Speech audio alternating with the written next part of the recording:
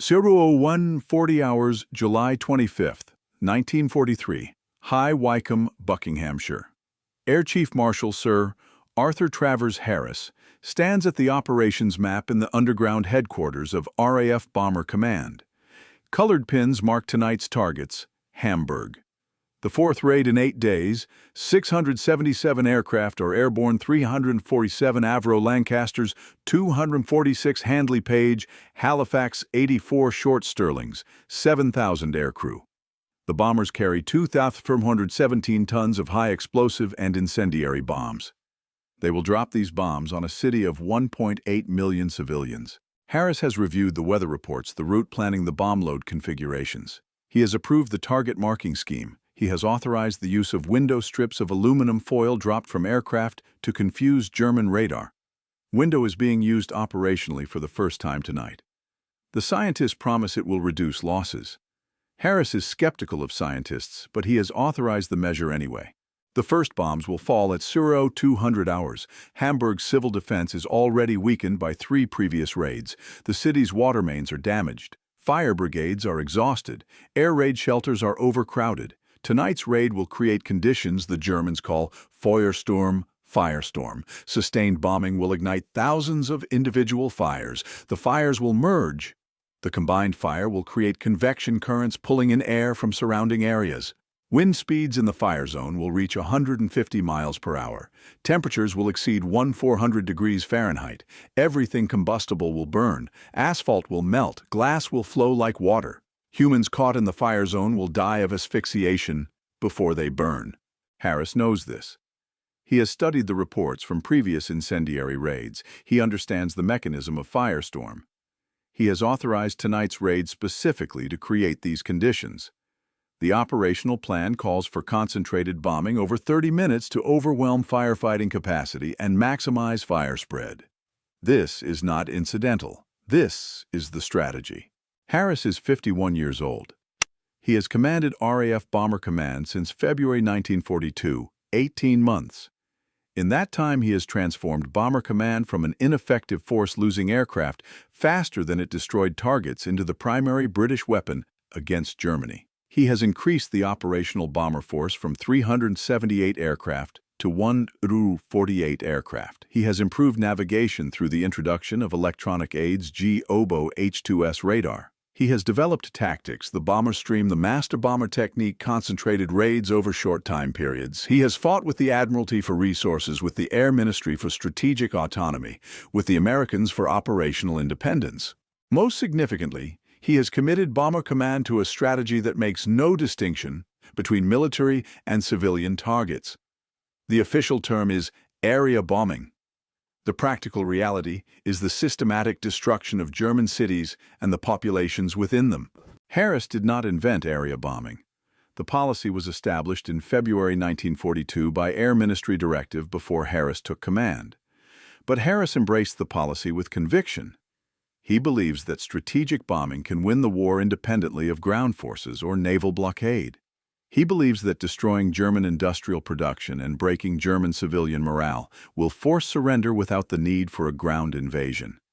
He believes that every ton of bombs dropped on German cities shortens the war and saves British lives. He also believes that Germany started the bombing of cities. He believes that reciprocity is justice. He believes that the British public demands retaliation.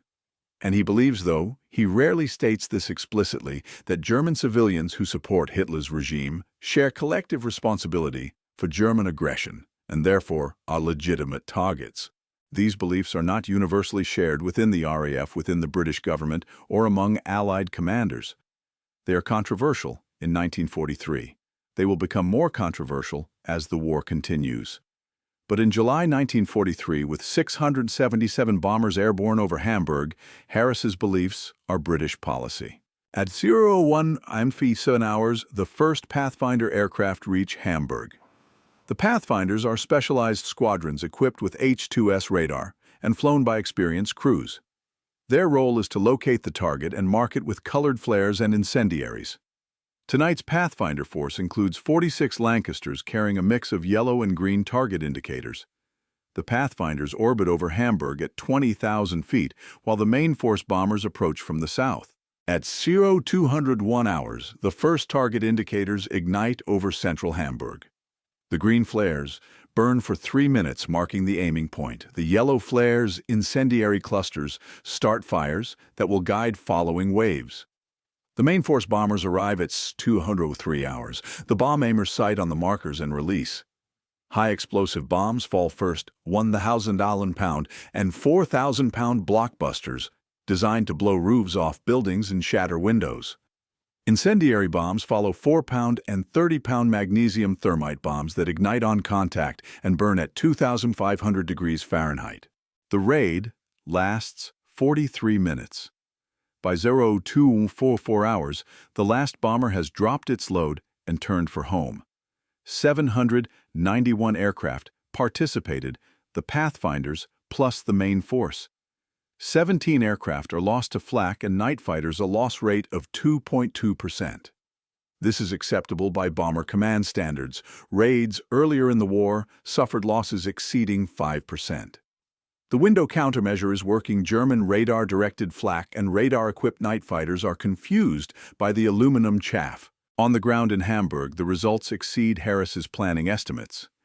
The concentrated bombing ignites approximately 16,000 individual fires within 30 minutes. Fire brigades respond, but are overwhelmed. The fires merge. At 0245 hours 1 minute after the last British bomber departs, the firestorm begins. Wind speeds in the affected districts increase from calm to gale force in 15 minutes. The fire zone covers approximately 3 square miles in the eastern districts of Hammerbrook, Rothenburg, Sort, and Ham. Approximately 40,000 people are in the fire zone when the firestorm develops. The death toll will not be calculated accurately for weeks. German civil defense records are destroyed in the fires. Survivors cannot provide reliable estimates. Bodies are burned beyond recognition or buried in collapsed buildings. The final estimate compiled by Hamburg authorities in August 1943, 42,600 dead in the July 25 raid. Approximately 37,000 of these are civilians. The remainder are foreign workers, prisoners of war, and military personnel stationed in Hamburg. An additional 37,000 are injured. Approximately 250,000 are rendered homeless. This is the second highest death toll from any single air raid in history to this point. The highest is the RAF raid on Hamburg on July 27-28, 2 nights later, the 5th raid in the series, which kills approximately 30,000 additional civilians. The combined death toll from Operation Gomorrah, the series of 4 RAF night raids and 2 USAAF daylight raids on Hamburg between July 24th and August 3rd, 1943, totals approximately 40,600 dead from the July 25 raid, 30,000 from the July 27-28 raid, and minor casualties from the other raids. Total approximately 76,600 dead. Approximately 90% are civilians. Harris reviews the reconnaissance photographs on July 26. The photographs show approximately 8 square miles of Hamburg burned out. Industrial facilities in the affected areas are destroyed. Residential districts are obliterated. The photographs do not show bodies. The resolution is insufficient, but Harris understands the implications.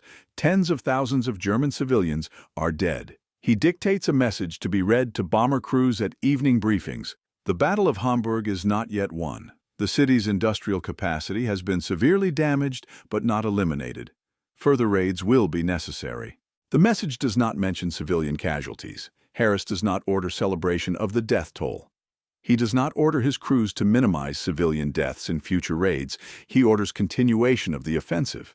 This is the essential character of Arthur Harris's command. He is not sadistic. He does not enjoy killing civilians. He simply views civilian deaths as necessary and inevitable consequences of the strategy he believes will win the war.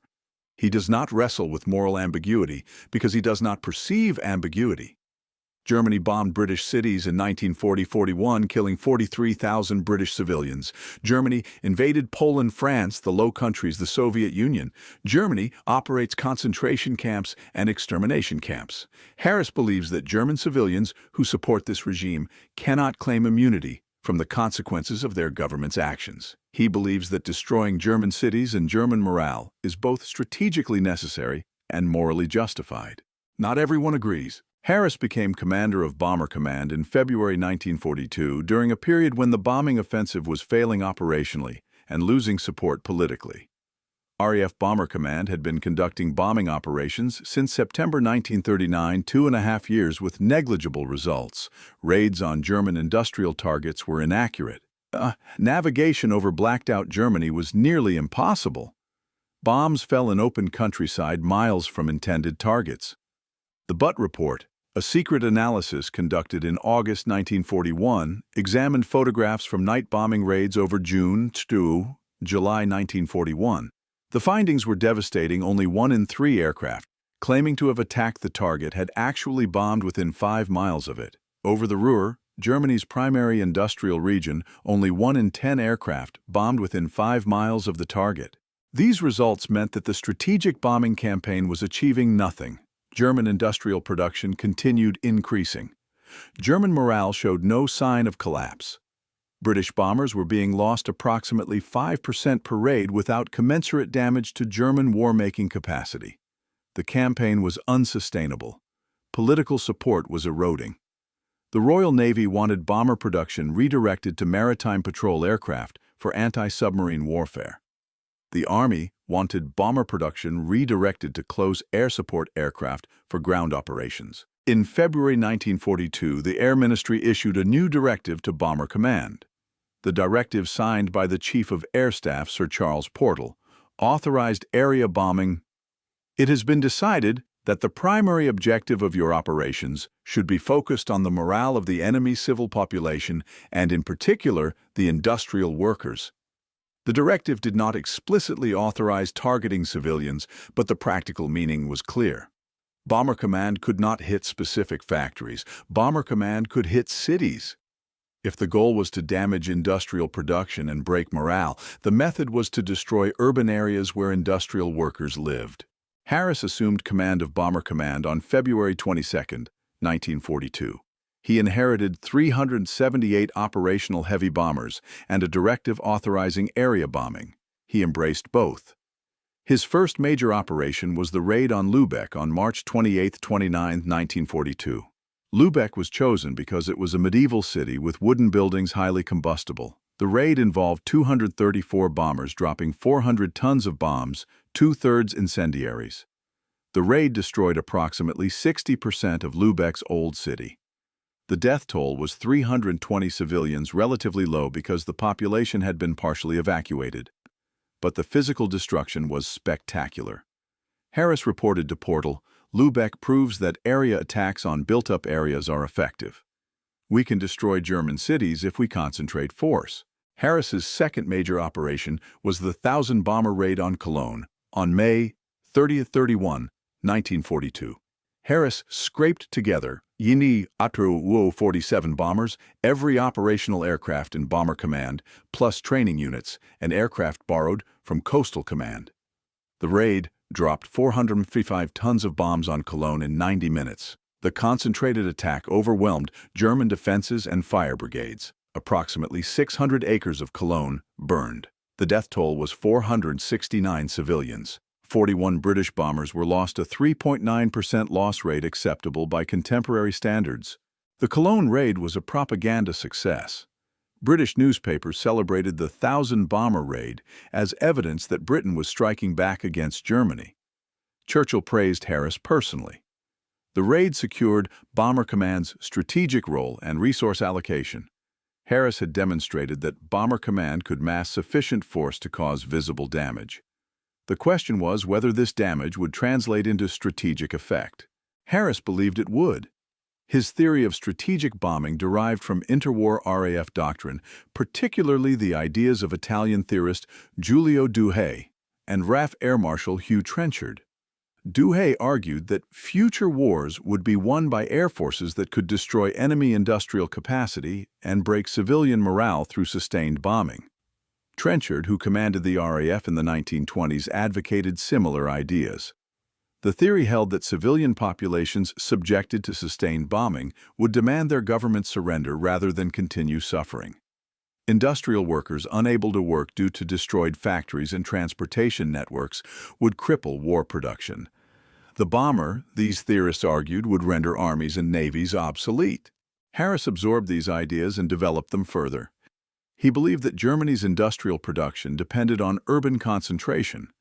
German factories were in cities, German workers lived in cities, German transportation networks connected cities. Destroy the cities, and you destroy the industrial base. Additionally, Harris believed that German morale was fragile. The Nazi regime maintained control through propaganda and repression, not genuine popular support. Sustained bombing would reveal the regime's inability to protect civilians. Civilian populations would lose faith in the regime. Workers would strike. Civilian unrest would force Germany to divert resources from the front lines to internal security. Eventually, the regime would collapse or be forced to surrender. This theory had never been tested operationally. The German bombing of Britain in 1940-41, the Blitz killed 43,000 civilians, but did not break British morale. If anything, the Blitz strengthened British resolve. Harris acknowledged this but argued that British circumstances were unique. Britain was an island democracy with strong civilian institutions and leadership that maintained public confidence. Germany was a continental dictatorship that ruled through fear. The outcomes would differ. Critics pointed out that this logic was speculative. German morale might not break. Industrial production might relocate or adapt. Civilian populations might endure bombing just as British civilians had endured the Blitz. But Harris was uninterested in theoretical debates. He believed the evidence would come from operations. Bomber Command would bomb German cities systematically and comprehensively. The results would demonstrate whether the strategy worked. Between March 1942 and July 1943, Bomber Command conducted major raids on Lübeck, Rostock, Cologne, Essen, Duisburg, Düsseldorf, and multiple raids on Berlin, Hamburg, and the Ruhr cities. The raids increased in intensity as Harris received more aircraft new production, Lancasters and Halifaxes with heavier bomb loads and better range. By July 1943, Bomber Command could dispatch 700-800 bombers on a single raid. Navigation improved with G radio navigation and H-2S ground mapping radar. Tactics improved with the bomber stream concentrating aircraft in time and space to saturate defenses and pathfinder marking techniques. The results measured in destroyed acreage and civilian casualties were substantial, but the strategic effect remained unclear. German industrial production continued increasing through 1943. Albert Speer, Minister of Armaments and War Production, responded to bombing by dispersing production, relocating factories underground, and prioritizing repair of transportation networks. German fighter production increased from 96 aircraft in 1943 to 45 F-93 in 1944 despite sustained bombing of industrial areas. Tank production increased from 19,800 tanks in 1943 to 27,300 in 1944. German morale measured by Gestapo reports and other internal documents later captured showed strain, but no collapse. Harris responded to these figures by arguing that bombing prevented even higher German production. Without bombing, German production would have increased more. Additionally, Harris argued that bombing forced Germany to divert resources to air defense. By 1944, Germany employed 900,000 personnel in anti-aircraft defense, manning flak batteries, operating searchlights, coordinating night fighters. These personnel and the industrial resources supporting them, flak guns, ammunition, radar equipment, represented resources unavailable for the Eastern Front. Harris claimed this diversion as a strategic success. The bombing campaign forced Germany to fight a two-front war: ground forces against the Soviets in the east and ground forces plus defensive air resources against the bombing offensive. This argument was technically correct, but strategically questionable. The resources invested in defending against bombing were less than the resources Britain and America invested in conducting the bombing. Bomber Command employed 125,000 aircrew during the war. The USAAF 8th Air Force employed another 200,000 personnel. British and American aircraft production allocated approximately 40% of total output to heavy bombers and their supporting systems. This represented enormous economic and industrial commitment. Whether the return on investment German resources diverted to air defense justified the cost was debatable. But Harris did not engage with cost-benefit analysis. He believed in the bomber offensive on doctrinal grounds and practical grounds. Doctrinally, he believed the bomber was the decisive weapon. Practically, the bomber offensive was the only way Britain could strike Germany directly during 1942-43 before the invasion of France. Naval blockade was long-term and indirect. Ground operations in North Africa and Italy were peripheral. The bombing offensive was the primary British contribution to the war against Germany. Abandoning the offensive would mean abandoning strategic initiative. Harris also believed the offensive was morally justified. In his view, Germany bore responsibility for starting the war and for the atrocities committed during the war. German civilians who supported Hitler's regime could not claim immunity. Harris stated this position explicitly in multiple memos and conversations. In one memo to Portal in October 1943, Harris wrote, "The destruction of German cities, the killing of German workers, and the disruption of civilized community life throughout Germany is a military necessity. It is not pretty, but war is not pretty. The Germans started this method of warfare. They will reap what they have sown." This position was controversial within the British government and military. Foreign Secretary Anthony Eden raised concerns about civilian casualties and their impact on post-war relations. The Archbishop of Canterbury questioned the morality of targeting civilians. Military commanders, including Field Marshal Alan Brooke, Chief of the Imperial General Staff, questioned the strategic effectiveness of area bombing. American commanders, particularly General Carl Spaatz of the USAAF 8th Air Force, advocated precision daylight bombing of specific industrial targets rather than area bombing of cities. Harris dismissed these objections. He argued that precision bombing was impossible with available technology. American daylight raids suffered higher losses than British night raids. USAAF loss rates in 1943 exceeded 8% on some missions, unsustainable over time. The Americans targeted specific factories but often missed due to weather smoke or defensive fire. Harris argued that his approach area bombing at night was more effective per ton of bombs dropped and more sustainable in terms of aircrew losses. The debate intensified in late 1943 and early 1944 as Allied strategy shifted toward preparation for the invasion of France. The Air Ministry and Supreme Headquarters Allied Expeditionary Force SHAF wanted Bomber Command redirected to support the invasion bombing transportation networks in France, attacking coastal defenses, supporting ground forces after D-Day. Harris resisted. He argued that the bomber offensive was on the verge of breaking German resistance. Diverting bombers to tactical support would prolong the war. He wanted to continue area bombing of German cities until German surrender. The argument was settled in March 1944 when Eisenhower, as Supreme Allied Commander, gained operational control of Bomber Command for the invasion period. Harris complied with orders but resented the diversion. He believed the bomber offensive could have ended the war independently if continued at full intensity through mid-1944. This belief was not supported by evidence. German production and morale showed no sign of collapse, but Harris maintained it throughout the war and afterward. The Hamburg raids in July 1943 represent the apex of Harris's strategy. Operation Gomorrah was designed to destroy Hamburg completely to create conditions that would force evacuation of the city and eliminate its industrial capacity. The results exceeded operational objectives in terms of physical destruction and casualties. Hamburg's industrial capacity was severely damaged. Approximately 900,000 civilians evacuated the city. But German production recovered. Speer's ministry relocated critical production to other cities. By October 1943, Hamburg's industrial output had returned to 80% of pre-raid levels. By early 1944, output exceeded pre-raid levels as dispersed production in other cities compensated for Hamburg's losses.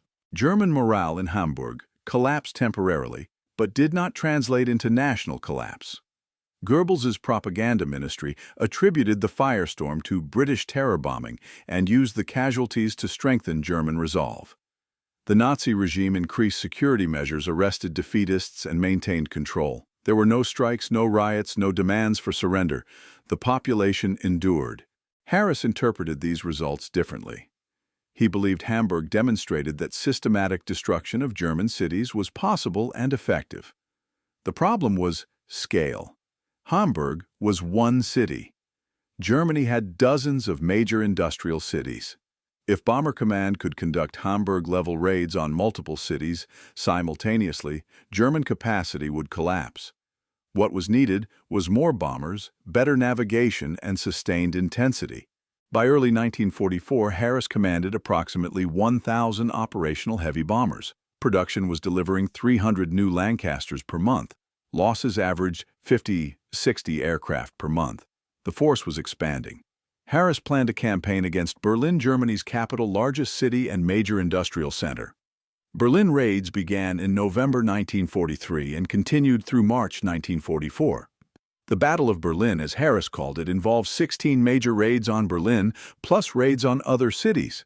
Harris predicted the Berlin campaign would cost between 400 and 500 aircraft, but it will cost Germany the war.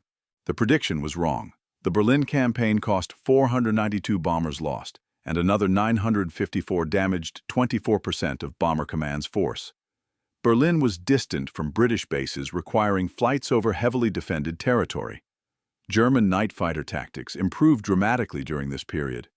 Radar-equipped night fighters using Liechtenstein radar and Schräge Musik upward-firing cannons inflicted devastating losses. Berlin was also difficult to damage comprehensively due to its size. The city covered 340 square miles compared to Hamburg's 50 square miles.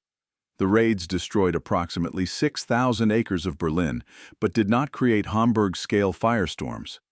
The death toll from all Berlin raids combined totaled approximately 20,000 civilians, significant, but not catastrophic. More critically, the Battle of Berlin did not force German surrender or collapse German production. In March 1944, after 5 months of intensive bombing of Berlin and other German cities, German fighter production reached its peak. German morale showed strain, but no collapse. Harris's prediction that bombing would win the war independently proved incorrect. Harris did not publicly acknowledge failure. He argued that Berlin would have collapsed if the campaign had continued. But in March 1944, Eisenhower diverted Bomber Command to pre-invasion operations.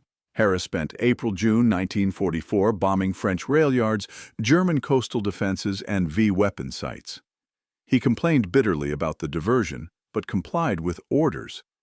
After D-Day, Bomber Command provided close support to ground forces in Normandy, bombing German positions to enable Allied breakouts. The bombing of German cities resumed in autumn 1944 and continued until April 1945. Harris returned to area bombing with renewed intensity. By late 1944, Bomber Command could dispatch 1,500 bombers on a single raid. German air defenses were collapsing, fuel shortages grounded many fighters, and flak ammunition was rationed. Bomber Command loss rates dropped to below 1% per mission. The final 7 months of the war saw the most intensive bombing of German cities: Darmstadt, Heilbronn, Pforzheim, Würzburg, and dozens of others. The raids caused enormous casualties. Pforzheim population 60,000 lost approximately 17,600 civilians in a single raid on February 23, 1945. The strategic justification for these late-war raids was debatable. By February 1945, Germany was collapsing. Soviet forces were advancing from the east. American and British forces were advancing from the west. German industrial production had declined to a fraction of 1944 levels due to loss of territory, raw material shortages, and transportation network destruction. Whether additional bombing of cities contributed meaningfully to hastening German surrender was questionable. The most controversial late-war raid was Dresden, February 13 to 14, 1945. Dresden was a medieval city with minimal industrial capacity but significant transportation importance. Rail lines connecting Berlin to the Eastern Front passed through Dresden. The raid was requested by the Soviet Union to disrupt German reinforcement and refugee movements. Harris authorized the raid. 800 RAF bombers dropped 2,700 tons of bombs on Dresden's city center. The raid created a firestorm similar to Hamburg. The death toll remains disputed. German wartime estimates range from 25,000 to 135,000. Modern scholarship places the figure at approximately 25,000. The uncertainty derives from the large refugee population in Dresden at the time, refugees fleeing the Soviet advance from the east whose numbers were not recorded. The Dresden raid generated immediate controversy. The destruction was photographed by reconnaissance aircraft and published in neutral newspapers. The scale of civilian casualties, whatever the exact number, prompted questions about whether the bombing served military necessity or was punitive. Churchill, responding to the controversy, sent a memo to Portal questioning whether area bombing should continue. Churchill wrote, "It seems to me that the moment has come when the question of bombing of German cities, simply for the sake of increasing the terror, though under other pretexts, should be reviewed." Harris was furious. He interpreted Churchill's memo as scapegoating, blaming Bomber Command for executing a strategy authorized by the Air Ministry and approved by the War Cabinet. Harris drafted a blistering response defending area bombing and threatening resignation. Portal mediated. Churchill withdrew his memo and issued a revised version with less inflammatory language, but the political context had shifted. As Allied victory became certain, the bombing offensive's justification weakened. The need to hasten German collapse was real, but the methods employed were increasingly difficult to defend. The bombing offensive ended in April 1945. Germany surrendered on May 8, 1945. Bomber Command flew 389,000 sorties during the war and dropped 955,000 tons of bombs on Germany. The command lost 55 and 173 aircrew, killed a casualty rate of 44%. An additional 8403 were wounded, and 9 homos rate 38 became prisoners of war. The casualties made Bomber Command the service with the highest loss rate in British forces. German civilian casualties from Allied bombing totaled approximately 400,000 to 600,000 were killed, with the higher estimates, including indirect deaths from disease and malnutrition resulting from bombing disruption. Approximately 3/4 of these casualties resulted from RAF night area bombing. The remainder resulted from US ALLF daylight precision bombing and attacks on transportation and oil production facilities. German material losses included approximately 3.6 million homes destroyed, representing 20% of German housing stock. Approximately 7 million Germans were rendered homeless at some point during the war. The strategic effectiveness of the bombing offensive remains debated among historians. German industrial production increased until mid-1944 despite sustained bombing. Production declined in late 1944, but primarily due to loss of territory, raw material shortages following the loss of Romania, and synthetic fuel plant destruction and transportation network collapse, rather than factory destruction. The bombing forced Germany to divert resources to air defense, but the resources diverted were less than the Allied resources invested in the bombing campaign. The most defensible strategic achievement was the destruction of German oil production and transportation networks in 1944-45. Precision attacks on synthetic fuel plants and rail marshalling yards, conducted primarily by the USAAF but with Bomber Command participation, crippled German mobility and forced the grounding of the Luftwaffe. These operations arguably shortened the war by months. But these were not area bombing raids. These were precision attacks on specific industrial and transportation targets, the strategy Harris had opposed as ineffective. Harris never publicly acknowledged that his strategy was questionable. After the war, he wrote his memoirs, Bomber Offensive, published in 1947. The book defended area bombing as necessary and effective. Harris argued that bombing prevented higher German production, forced resource diversion to air defense, damaged German morale, and supported the broader Allied strategy. He dismissed criticism as moralistic hindsight, unsupported by operational realities. He noted that precision bombing was impossible with 1942-43 technology, and that night area bombing was the only feasible method to strike Germany during the period before the invasion of France. Harris's post-war reputation was complicated. He received no peerage, unlike other senior British commanders, and was not invited to victory celebrations. The official omission reflected government discomfort with area bombing. Churchill, who authorized the strategy, distanced himself from it after the war. The British government did not commission an official campaign medal for Bomber Command aircrew until 2013, 68 years after the war ended. The delay reflected political sensitivity about honoring a campaign that killed hundreds of thousands of civilians. Harris retired from the RAF in 1946 and moved to South Africa. He managed a shipping company and avoided public controversy. He returned to Britain in 1953 and lived quietly. He died on April 5, 1984, at age 91. His funeral was attended by Bomber Command veterans, but not by government officials. A statue of Harris was unveiled outside the RAF Church of St. Clement Danes in London in 1992. The statue generated protests from peace activists and some German groups. The inscription reads, "The nation owes them all an immense debt." The debt is acknowledged. The method of repayment remains controversial. The moral and strategic questions surrounding the bombing offensive have no simple answers. Was area bombing a war crime under international law? At the time, the answer was no. The Hague Conventions of 1899 and 1907 prohibited bombardment of undefended cities, but did not define undefended. Cities with anti-aircraft defenses, military installations, or industrial facilities could be considered defended. Germany bombed British cities in 1940-41 without legal sanction. Britain responded in kind. Neither side acknowledged legal constraints on bombing. Under modern international humanitarian law, particularly the Geneva Conventions and their additional protocols, area bombing would likely be illegal. The principle of distinction, requiring combatants to distinguish between military targets and civilians, prohibits indiscriminate attacks. The principle of proportionality prohibits attacks where civilian casualties outweigh military necessity. Area bombing violated both principles.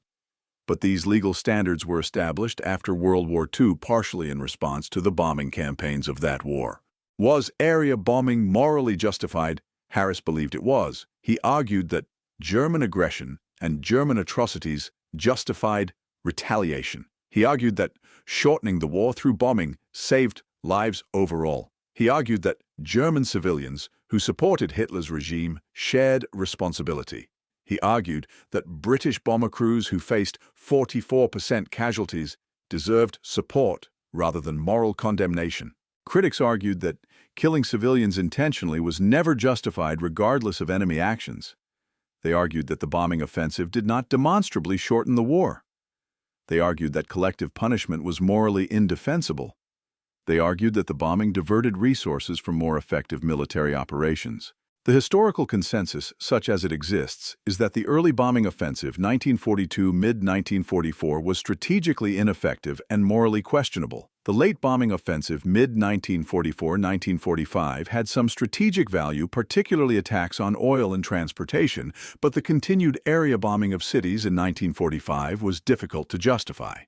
The overall campaign imposed enormous costs: 573 British aircrew dead, $400,000, $600,000 German civilians dead, massive economic resources consumed for ambiguous strategic results. But this consensus is formed with hindsight. In 1942-43, when Harris was making operational decisions, the strategic situation was desperate. The Soviet Union was bearing the overwhelming burden of fighting Germany. Britain had no capability to invade France. The bombing offensive was the only way to strike Germany directly. Whether the offensive should have been conducted differently, focusing on precision targets rather than area bombing, is a reasonable counterfactual. But the claim that the offensive should not have been conducted at all is harder to sustain. Some form of strategic bombing was inevitable given the strategic circumstances and available technology. Harris's personal culpability is similarly complex. He executed a strategy authorized by the Air Ministry and approved by the War Cabinet. He did not unilaterally decide to bomb cities, but he embraced the strategy enthusiastically. He resisted attempts to redirect Bomber Command to other operations. He showed no apparent moral concern about civilian casualties. He defended the strategy after the war without acknowledgement of its limitations or its costs. Was Harris a war criminal? By the legal standards of his time, no. By the moral standards of human decency, the answer is more complicated. He ordered operations that killed hundreds of thousands of civilians.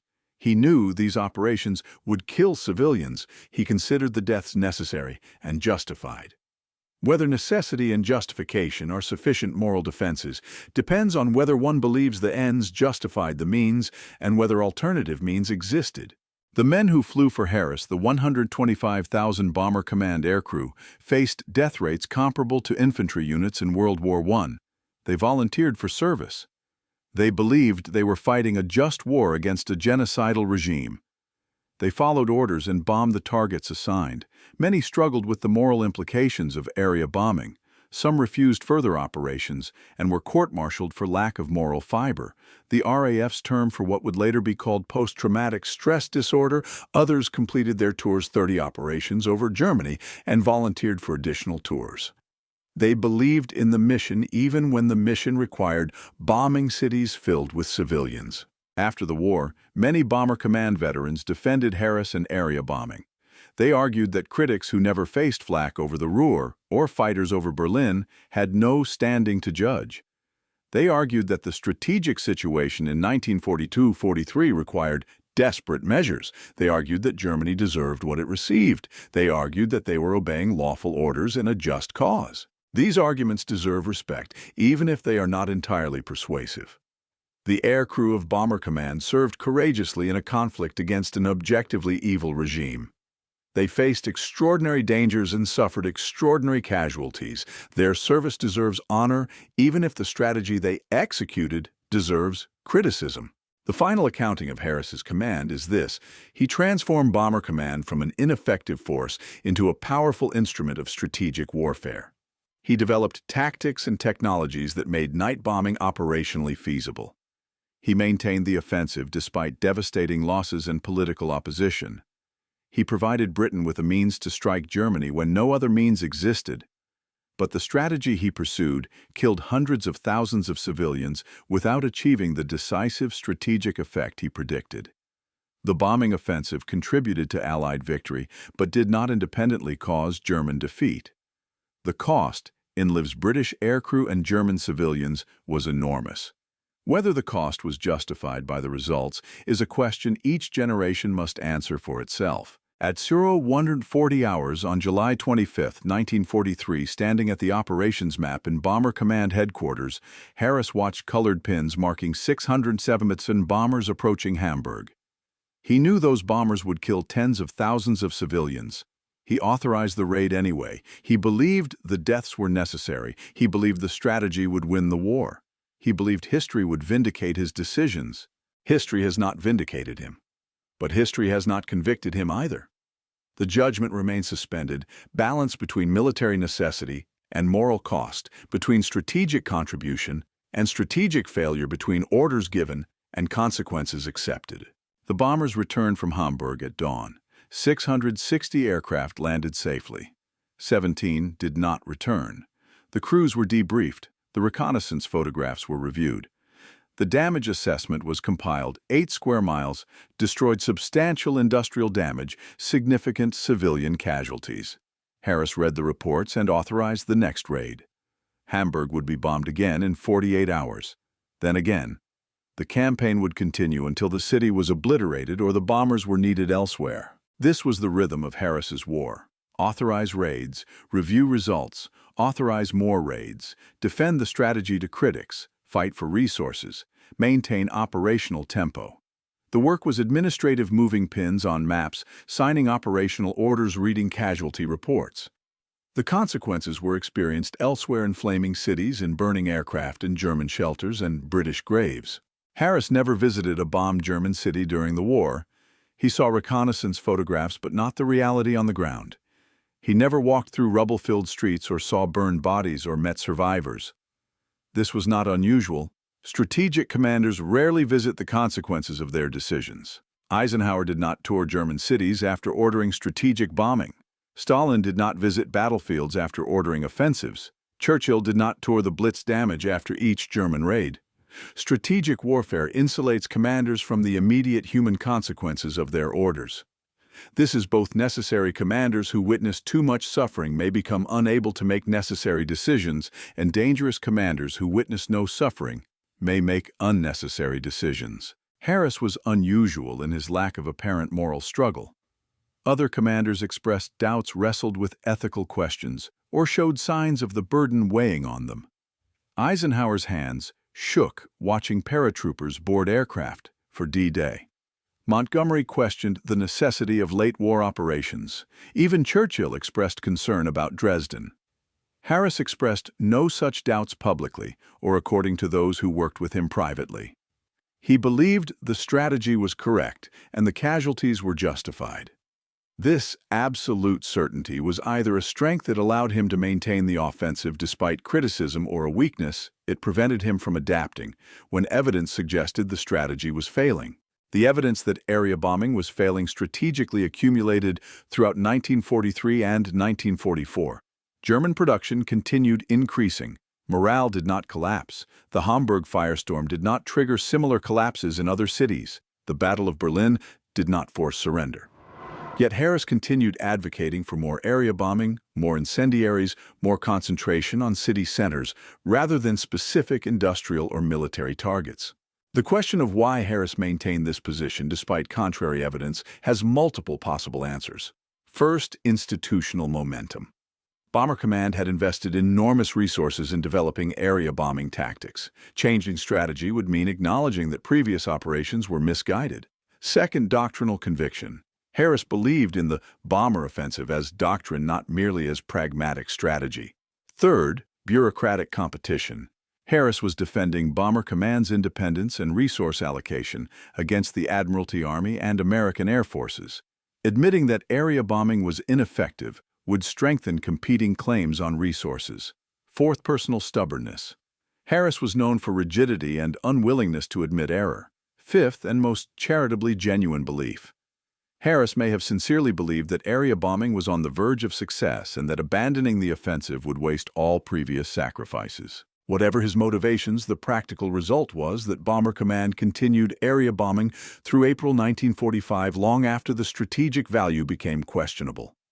The final months of the bombing campaign, January through April 1945, saw some of the most destructive raids. Würzburg, a medieval city with minimal military significance, was 90% destroyed on March 16, 1945, killing approximately 5,000 civilians. Potsdam was heavily bombed on April 14, 1945, 3 weeks before German surrender. These raids contributed nothing meaningful to hastening victory. German collapse was inevitable by early 1945 due to Soviet advances, Western Front breakthroughs, and complete loss of resource access. The continued bombing of cities served no clear strategic purpose. Harris justified these late operations as preventing German forces from regrouping, destroying transportation hubs, and ensuring complete German defeat. But the actual targets, selected medieval city centers rather than rail junctions or military installations, suggest the operational objective was destruction for its own sake.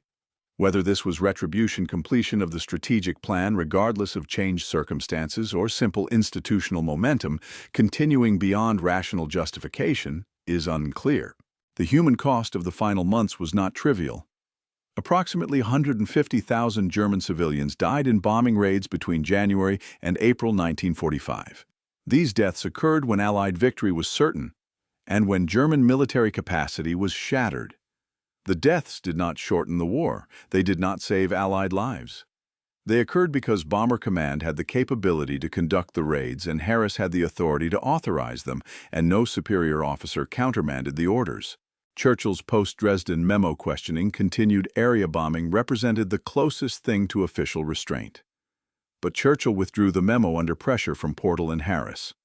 The bombing continued. The question of whether Churchill should have insisted on his original position, whether the Prime Minister should have overruled his air commanders in the final months of the war, is counterfactual but important.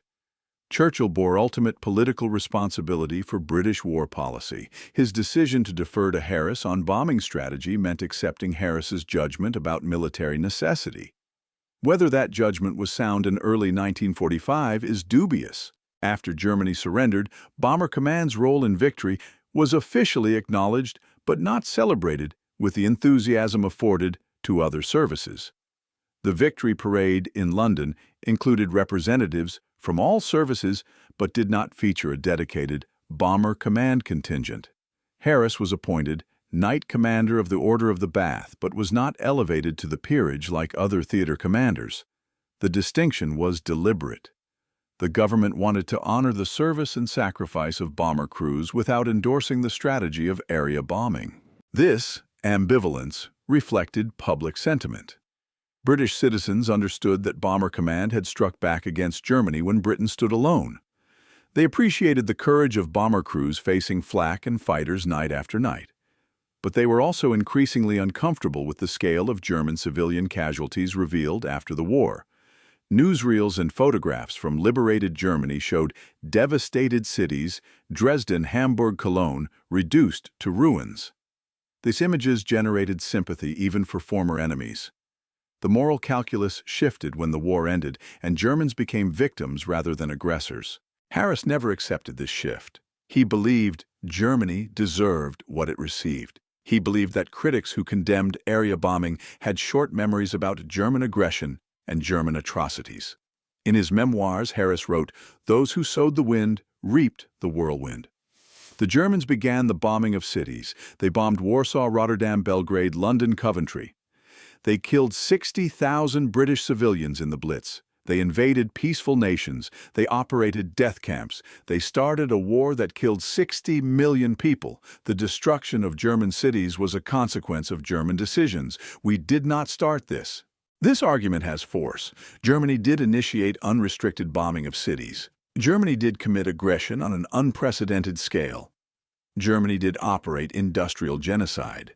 The Allied response, including the bombing offensive, was provoked by German actions. But provocation does not automatically justify response. The question is whether the specific response area bombing, killing hundreds of thousands of civilians, was proportional, necessary, and effective. Proportionality is subjective. Germany killed 60,000 British civilians in the Blitz. Britain killed 400,000, 600,000 German civilians through bombing. Is a 7:1 to 10:1 ratio proportional? Harris would argue yes, because German aggression started the cycle, and therefore Germany bears responsibility for all consequences. Critics would argue no, because proportionality is measured against immediate provocation, not cumulative responsibility. Necessity is more measurable. Was area bombing necessary to win the war? The evidence suggests it was not. The bombing offensive contributed to victory, but did not independently cause German defeat. Germany was defeated by Soviet ground forces destroying the Wehrmacht in the east, by Allied ground forces liberating Western Europe after D-Day, by loss of resources and territory, and by economic exhaustion. The bombing offensive forced Germany to divert resources to air defense and damaged some industrial capacity, but these effects were secondary to ground operations. Precision bombing of oil production and transportation in 1944-45 had clear strategic value. Area bombing of city centers had ambiguous strategic value at best. Effectiveness is demonstrable. Area bombing did not break German morale, did not force surrender, did not prevent increasing German production until late 1944, did not achieve Harris's predicted strategic effects.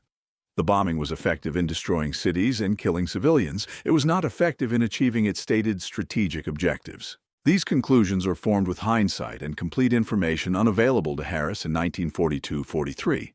The question of whether Harris should have recognized the strategy was failing and adapted accordingly is fair but difficult. Adaptation would have required abandoning doctrinal beliefs, admitting previous operations were misguided, and accepting reduced institutional role for Bomber Command. These are difficult concessions for any commander. Whether Harris's failure to make these concessions represents stubbornness, professional integrity, or simple inability to process contrary evidence is ultimately unknowable. What is knowable is the result. Harris commanded Bomber Command from February 1942 to September 1945. During that period, Bomber Command dropped 955,000 tons of bombs on Germany and occupied Europe. The command lost 55,573 air crew, killed 44% of all personnel who served. German civilian casualties from RAF bombing totaled 400,000, 600,000 soldiers killed. Material destruction was immense. 3.6 million homes destroyed, dozens of cities reduced to rubble. The strategic contribution was real but not decisive. The moral cost was enormous and undeniable. Harris believed to his death that the bombing offensive was justified and effective. His memoirs, his interviews, and his public statements maintain this position consistently. He never expressed regret for German civilian casualties. He never questioned whether the strategy should have been different. He defended his crews, defended his decisions, and rejected criticism as politically motivated or morally naive. This absolute certainty is either admirable or troubling depending on one's perspective. It is admirable if one believes Harris was correct, that the bombing offensive was necessary, that German civilians shared collective responsibility, that shortening the war justified the methods employed. It is troubling if one believes Harris was wrong, that the bombing offensive failed strategically, that killing civilians intentionally is indefensible, regardless of enemy actions, that Harris should have recognized the strategy's failure and adapted. The historical judgment remains contested. Academic historians generally conclude that area bombing was strategically ineffective and morally questionable. Military historians are more divided. Some defend the bombing offensive as necessary given the strategic situation in 1942-43. Others condemn it as wasteful and counterproductive. Public memory in Britain honors bomber crews while remaining uncomfortable with their mission. Public memory in Germany treats the bombing as both tragic loss and deserved consequence. No consensus exists because the questions involved strategic effectiveness, moral justification, command responsibility, do not have objective answers. They require weighing competing values, military necessity versus civilian protection, Allied lives saved versus German lives, taken strategic ambition versus operational reality. Arthur Harris made his judgments based on his values, his doctrine, and his assessment of strategic necessity. He believed the bomber offensive would win the war. He believed German civilians shared responsibility for German aggression. He believed retaliation was justice. He ordered operations consistent with these beliefs. The operations killed hundreds of thousands of people, German civilians and British aircrew. Whether those deaths were necessary or justified depends on assumptions about war morality and strategy that Harris held absolutely, and that his critics rejected absolutely. The only certainty is the death toll. RAF Bomber Command, 573 aircrew killed. German civilians, 400,000 Howans, 600,000 Howern killed. These numbers are not estimates or propaganda. They are documented casualties, names in graves, bodies counted in rubble, families destroyed. The numbers represent individual human beings who had lives, families' hopes, and who died because strategic commanders decided their deaths served military purposes. Whether the purposes justified the deaths is the question each person must answer individually. Harris answered yes. His critics answer no. The dead cannot answer at all. At the RAF Bomber Command Memorial in London, unveiled in 2012, the names of 573 aircrew are inscribed on bronze panels. The memorial includes the inscription, "This memorial also commemorates all those of all nations who lost their lives in the bombing of 1939-1945. The phrase, "all those of all nations," includes German civilians. The inclusion was controversial. Some veterans objected to memorializing enemy civilians. Some German groups objected to equating military casualties with civilian casualties caused by military operations. The controversy reflects the unresolved moral questions. Should German civilians who died in bombing raids be memorialized alongside the aircrew who bombed them? Is equivalence appropriate when one group was combatant and the other civilian? Is equivalence denied when the civilians supported a regime conducting genocide? These questions have no resolution that satisfies all perspectives. They will continue being debated because they touch fundamental issues about war justice and human responsibility. Arthur Harris would have answered these questions definitively. His aircrew were heroes. German civilians were complicit. The bombing was justice. His critics answer differently. The aircrew were brave but misused. German civilians were victims. The bombing was atrocity. Both perspectives capture partial truth. The fuller truth is more complex and less comfortable. War involves horrible choices. Strategic bombing in World War II was one such choice, necessary in some form given the strategic situation, but executed in ways that killed enormous numbers of civilians without clear strategic benefit. The men who flew the missions deserve honor for their courage and sacrifice. The strategy they executed deserves criticism for its ineffectiveness and its moral cost. These assessments are not contradictory.